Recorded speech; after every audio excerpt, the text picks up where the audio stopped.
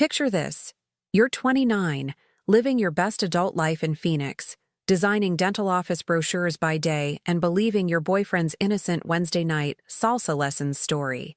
Then you discover he's been practicing more than the cha-cha with his ex-girlfriend. Welcome to my personal nightmare, served with a side of Arizona heat and a generous helping of betrayal that would make a soap opera writer jealous. I'm Emery Blackwood, and 3 weeks ago on a Tuesday that started like any other, my perfectly organized life exploded faster than a soda can left in a Phoenix parking lot during July. Sterling had been my solid, reliable boyfriend for 2 years. The kind of guy who remembered to put the toilet seat down and actually listened when I complained about difficult clients. He was 31, worked in insurance, drove a sensible Honda Accord, and had convinced me that settling down didn't have to mean settling for less. Boy, was I wrong about that last part. The discovery happened in the most mundane way possible, which somehow made it worse. I was using Sterling's laptop Tuesday night because mine was updating, trying to finish a logo design for Sunshine Dental Clinic. Yes, another dental office, because apparently that's what my graphic design career had become. His phone kept buzzing with text notifications, and after the 15th ping, I glanced over to see if it was his mother again with another Facebook meme about cats wearing tiny hats. Instead, I saw a preview message from Tegan Dance Partner that made my blood freeze. Can't wait for tomorrow night. You make me feel alive again when we move together like that. Now, Sterling had mentioned Tegan exactly once in 2 years. A brief, dismissive comment about an ex-girlfriend who couldn't handle his ambitious nature. What he failed to mention was that she apparently handled his body just fine during their Wednesday evening dance classes at Desert Rhythm Studio. I sat there staring at his phone screen, my half-finished dental logo mocking me with its cheerful tooth cartoon, while my brain tried to process what I was seeing. The messages kept coming, heart emojis, references to their incredible chemistry, and plans for after-class activities that definitely weren't listed in the Desert Rhythm Studio brochure. Sterling was in the shower, probably washing off whatever cologne Tegan wore, while I discovered 3 months of lies sitting right there in his text messages. 3 months of Wednesday nights when I'd been working late, surviving on takeout Chinese food and caffeine, designing marketing materials for root canal specialists, while my boyfriend practiced horizontal mambo lessons with his ex. The rational part of my brain suggested having a mature conversation. The other 95% wanted to key his Honda and post his browser history on social media. Instead, I did something that surprised even me. I screenshot every single message, transferred them to my phone, and started planning the most beautiful revenge Phoenix had ever witnessed. That's when I remembered Corbin Martinez. Corbin was my ex from 3 years ago, the one who played guitar in a country band called Desert Storms, and could make me forget my own name with just a smile. We'd dated for 1.5 years before I decided his unpredictable musician lifestyle wasn't compatible with my need for stability and health insurance. He was 30 now, still devastatingly handsome, still played at honky-tonk bars around Scottsdale, and still possessed the supernatural ability to make every other man in the room look like furniture. More importantly, Sterling absolutely despised him. Not just regular dislike. We're talking full-blown, irrational jealousy that surfaced every time Corbin's name appeared in conversation. Sterling once spent an entire dinner analyzing why Corbin's Instagram post about his band's new gig was clearly attention-seeking behavior designed to manipulate you. I'd found it endearing at the time, thinking it showed how much Sterling cared. Now I realized it was the perfect weapon. Wednesday morning, I called Desert Rhythm Studio. The receptionist, a cheerful woman named Maria, explained their intermediate Latin dance classes met Wednesday evenings from 7 to 9, with a showcase performance scheduled for the 3rd Saturday in October. Perfect timing. Exactly 4 weeks away. I'd like to register for the Wednesday intermediate class, I told her, my voice steady despite my racing heart. My partner and I are very interested in the upcoming showcase. Wonderful. What's your partner's name? I took a deep breath. Corbin Martinez. He's a musician, very comfortable with rhythm and movement. That afternoon, I texted Corbin, "Remember how you always said you wanted to learn to dance properly? I have a proposition that involves music, movement, and the chance to drive Sterling absolutely insane. Interested?" His response came back in 30 seconds. You had me at driving Sterling insane. When do we start? I explained the situation. Well, most of it. I told him about Sterling's dance classes and my suspicions about Tegan, but I left out the part about the text messages. I wanted Corbin focused on the dancing, not plotting Sterling's destruction. That was my job.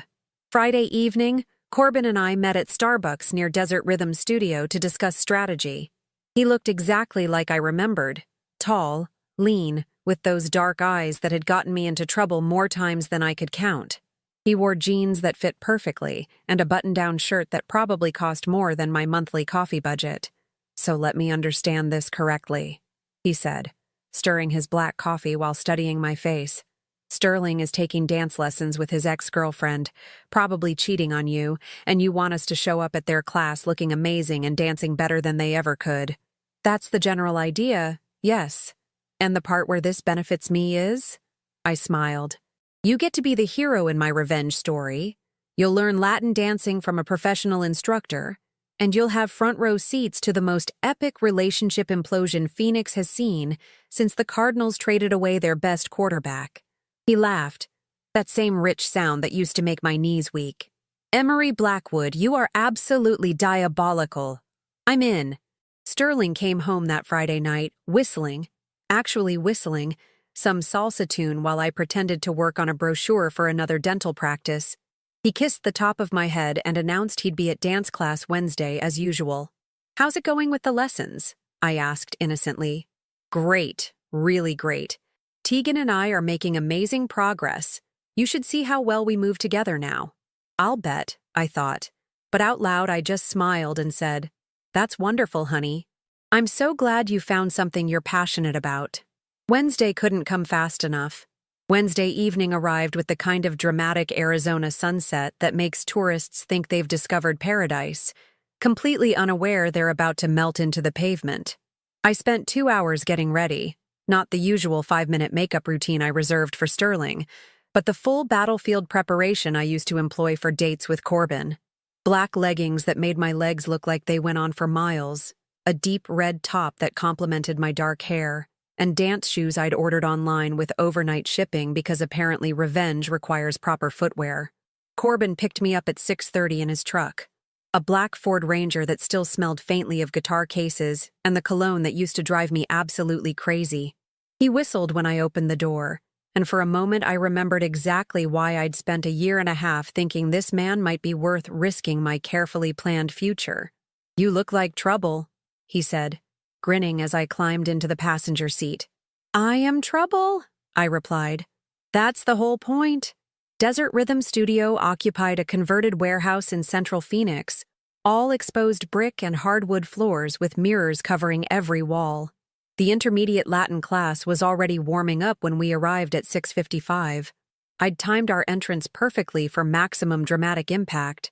Through the glass doors, I could see Sterling and Tegan practicing basic steps, her hand on his shoulder, his arm around her waist, both of them looking comfortable in a way that made my chest tighten with fresh anger. Tegan was exactly what I'd expected. Blonde, petite, wearing a flowing skirt that moved like liquid when she turned. She was pretty in that effortless way some women manage, like she rolled out of bed looking camera-ready. Sterling wore black pants and a white button-down shirt, his hair styled with more product than usual. They looked like they belonged together, which made what I was about to do feel absolutely justified. Ready? Corbin asked, offering me his arm. Born ready. We walked through those glass doors like we owned the place. I counted exactly 3 seconds before Sterling noticed us. I could see the exact moment his brain processed what he was seeing. His face went through a fascinating series of expressions: confusion, recognition, shock, and finally something that looked like pure panic. Emery? His voice cracked slightly on my name. What are you doing here? Learning to dance, I said sweetly, enjoying the way his eyes darted between Corbin and me. You made it sound so wonderful. I thought we should try it too. This is Corbin, my dance partner. Sterling's jaw tightened when Corbin extended his hand. Sterling, right? I've heard so much about you.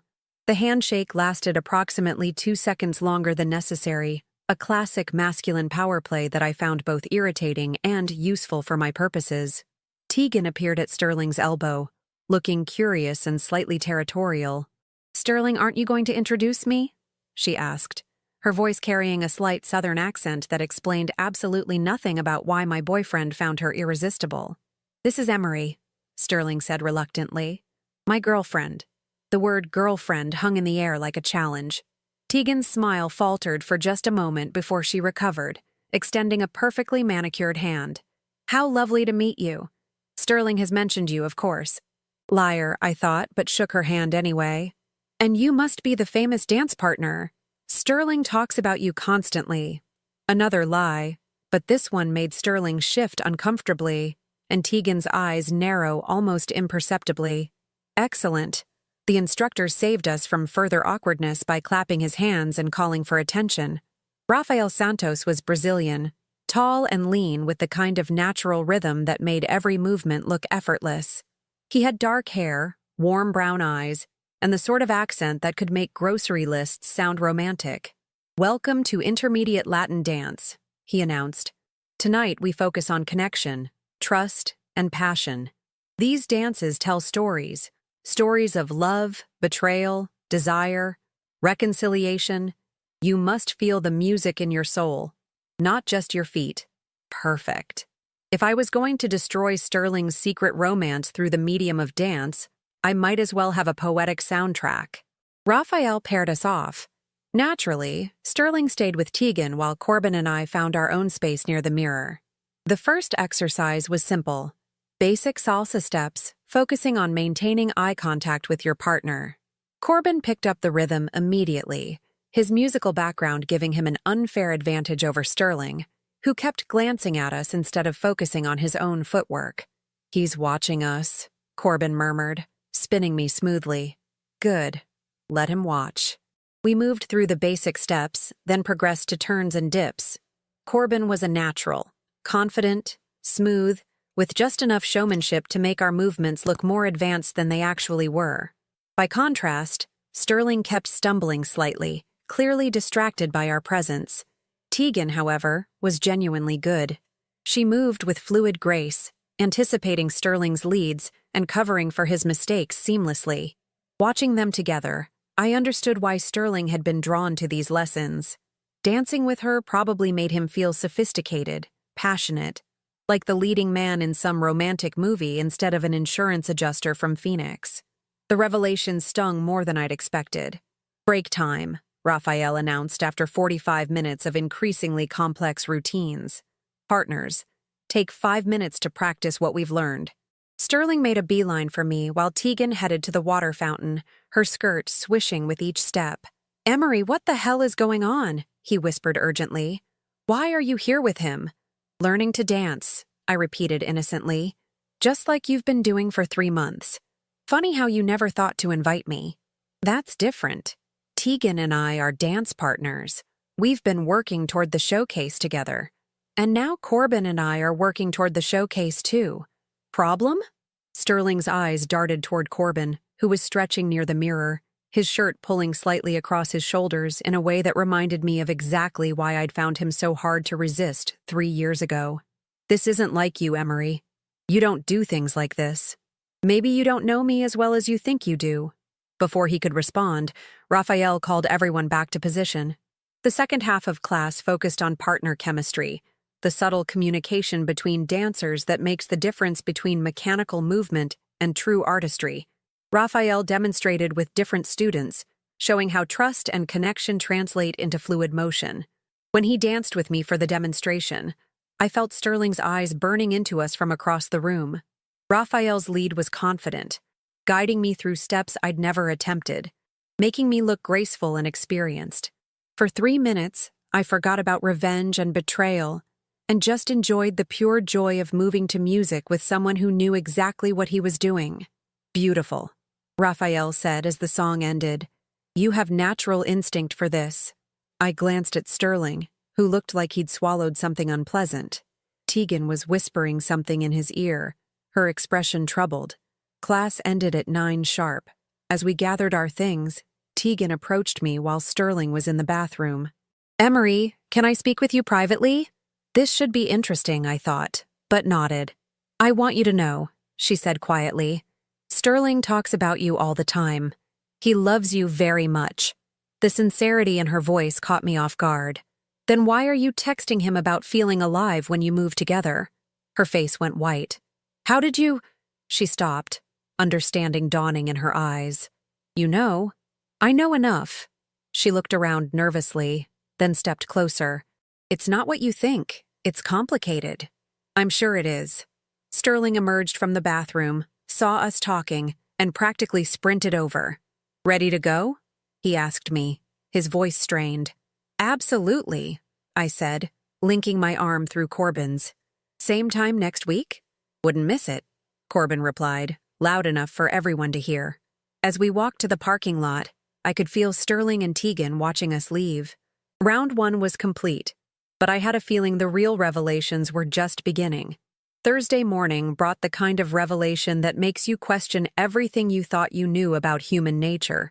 I was drinking coffee and pretending to work on a brochure for yet another dental office when my phone buzzed with a Facebook notification. Someone named Marcus Chen had tagged Tegan Williams Chen in a post about their 3rd wedding anniversary. Wait, Williams Chen? I nearly choked on my coffee. Tegan wasn't just Sterling's ex-girlfriend and current dance partner, she was someone's wife.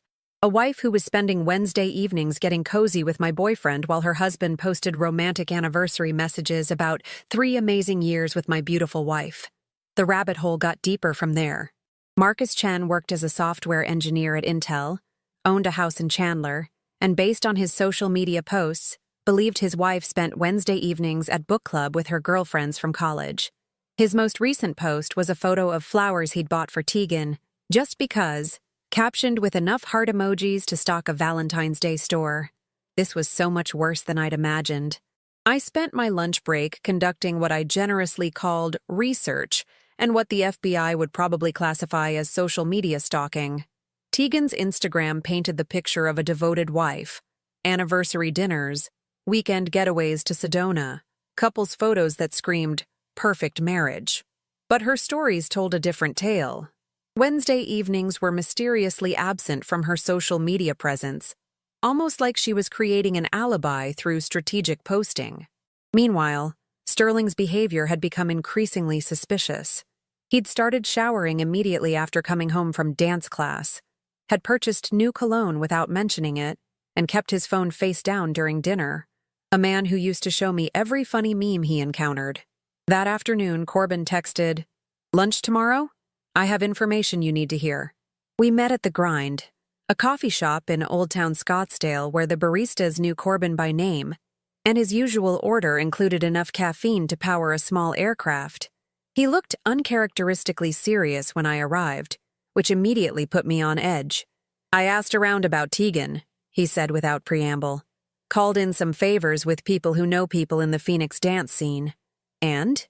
She's been taking classes at Desert Rhythm for 8 months, not 3.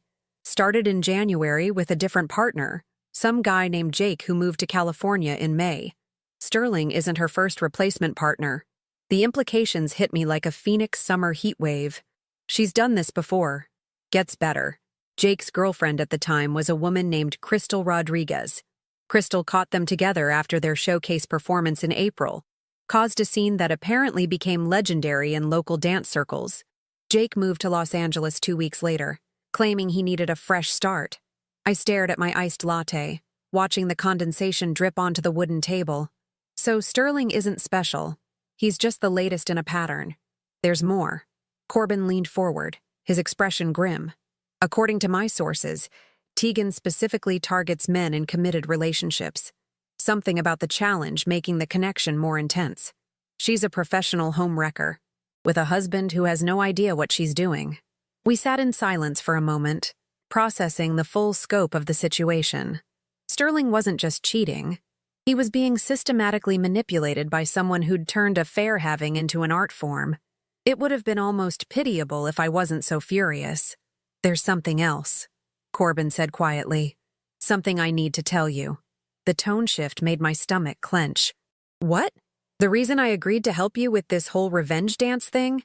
It wasn't just to mess with Sterling. He ran his hand through his hair, a gesture I remembered from every difficult conversation we'd ever had. Emery, I never got over you. When you called asking for help, I thought maybe this was my chance to show you that I've changed, that I could be the stable guy you needed. Corbin, I know the timing is terrible. I know you're dealing with Sterling's betrayal and planning your dramatic revenge, but I couldn't keep pretending this was just about dance lessons and payback. I studied his face, seeing the vulnerability he usually hid behind confidence and charm. 3 years ago, I'd walked away from this man because I wanted security over passion, predictability over excitement. Now I was discovering that security was an illusion, and predictability was just another word for being taken for granted. We'll deal with that later, I said finally. Right now, we have a showcase to prepare for. The next 2 weeks passed in a blur of dance lessons, escalating tension, and strategic intelligence gathering. Sterling's behavior became increasingly erratic. He'd gone from whistling salsa tunes to snapping at me over minor things like leaving dishes in the sink or forgetting to record his favorite TV show. The guilt was eating at him, which gave me a perverse sense of satisfaction. During our Wednesday classes, I watched Tegan work her magic on Sterling with professional admiration for her technique. She was good, really good. The way she made him feel like the most important person in the room, how she laughed at his awkward jokes, the way she touched his arm just a beat longer than necessary during partner adjustments. If I didn't hate her, I might have been impressed. But I was learning too. Raphael had taken special interest in helping Corbin and me prepare for the showcase, staying after class to work on our routine. There was something about dancing with someone who actually knew what they were doing that was addictive. The way Raphael could guide me through complex steps without making me feel clumsy. How he made every movement look effortless and elegant. "You're a natural," he said during one of our extra practice sessions. "Have you considered taking this more seriously?" "What do you mean?" "I mean teaching. I could use an assistant instructor, someone with instinct and stage presence." The offer caught me completely off guard. Me? Teaching dance? 3 weeks ago, I couldn't tell a cha-cha from a salsa. "Think about it," Raphael said, his accent making even casual suggestions sound romantic. "After the showcase, perhaps we discuss over dinner."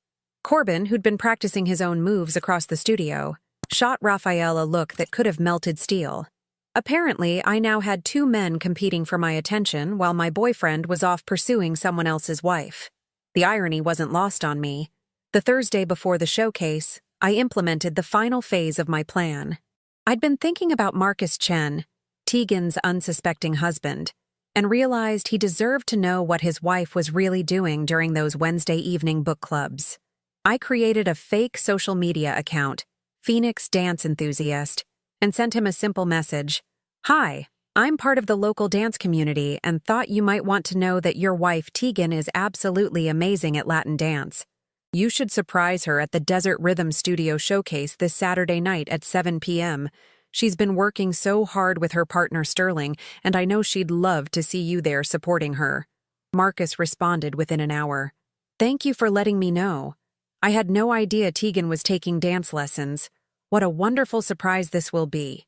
Perfect. The trap was set. Saturday night was going to be unforgettable, for everyone involved. Saturday evening arrived with the kind of dramatic flair that Hollywood screenwriters dream about. Desert Rhythm Studio had been transformed for the showcase. Professional lighting, a packed audience of families and friends, and enough nervous energy to power downtown Phoenix.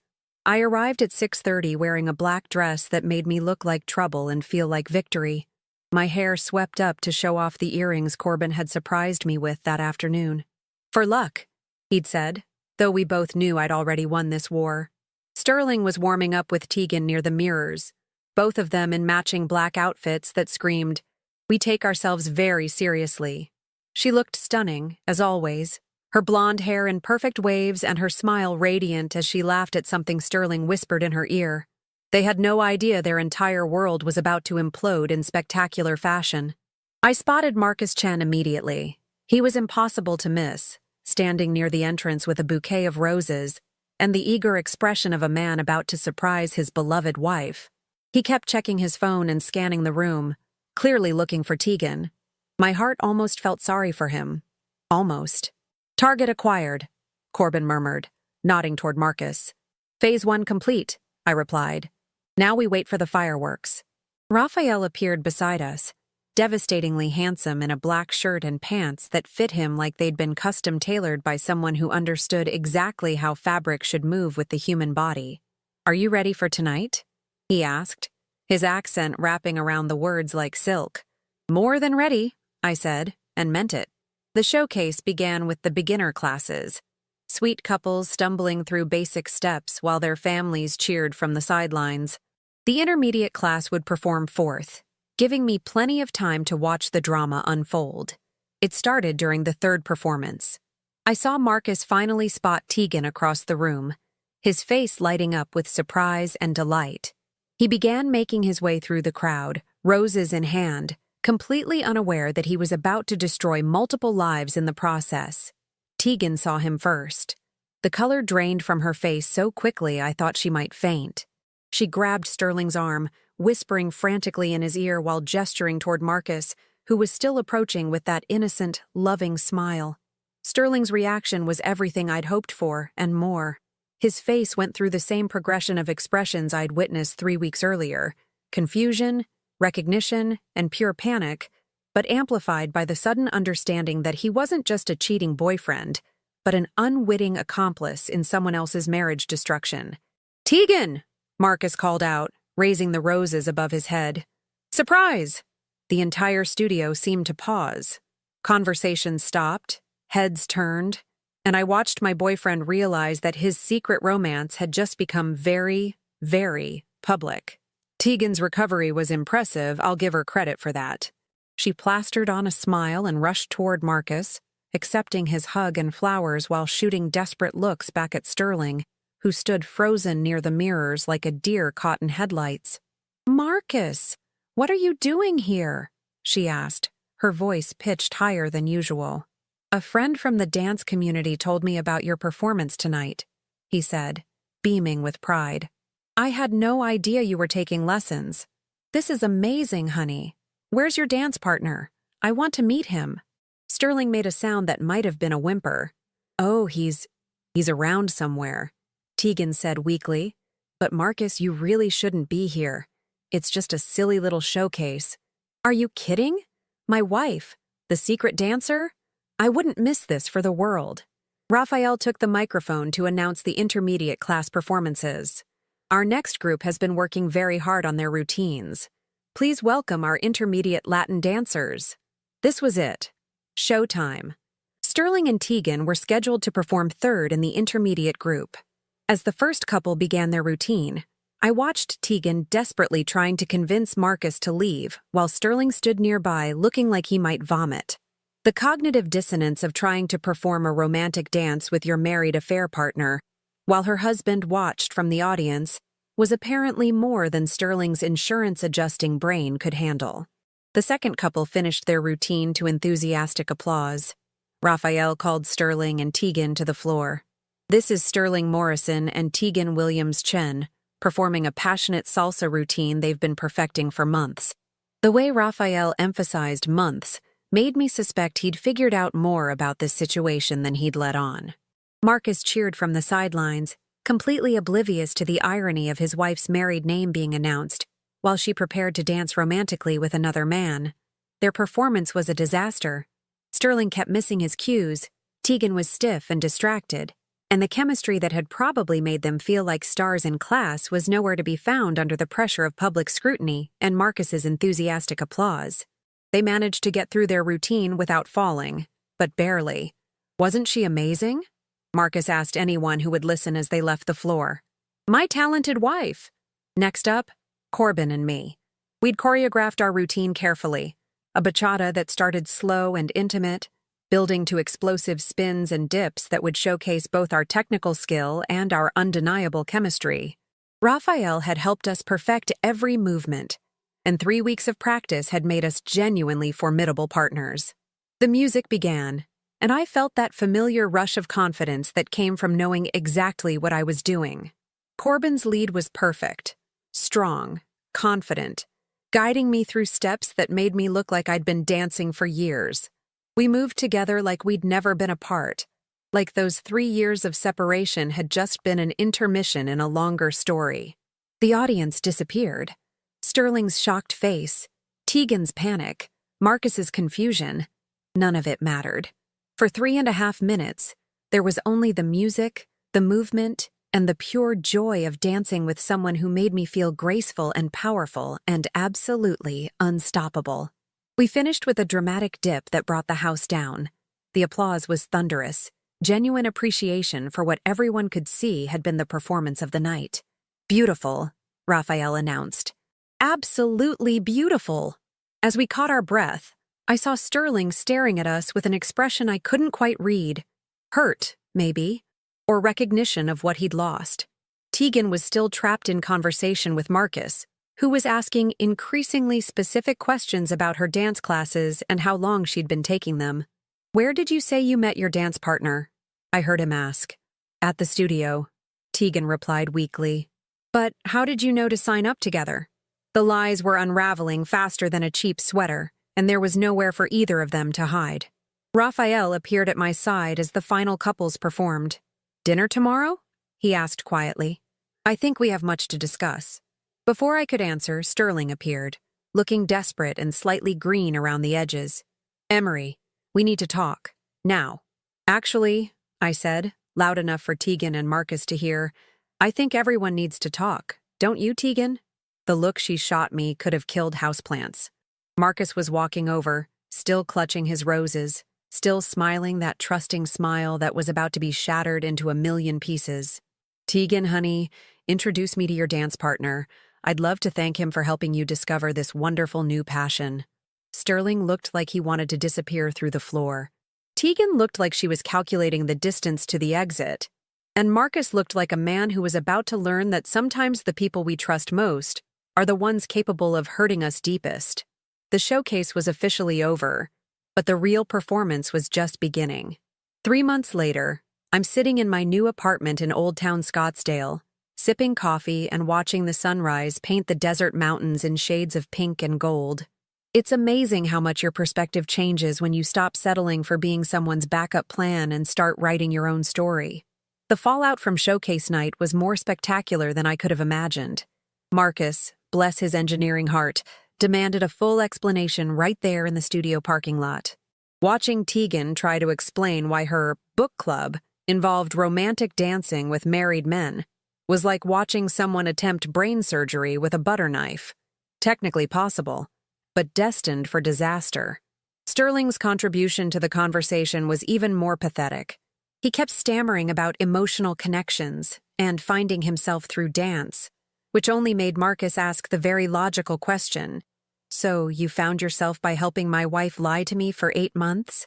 The answer, of course, was yes, but Sterling wasn't brave enough to say it out loud. Tegan and Marcus are divorced now. According to Phoenix dance scene gossip, and yes, that's apparently a thing, the settlement wasn't kind to her.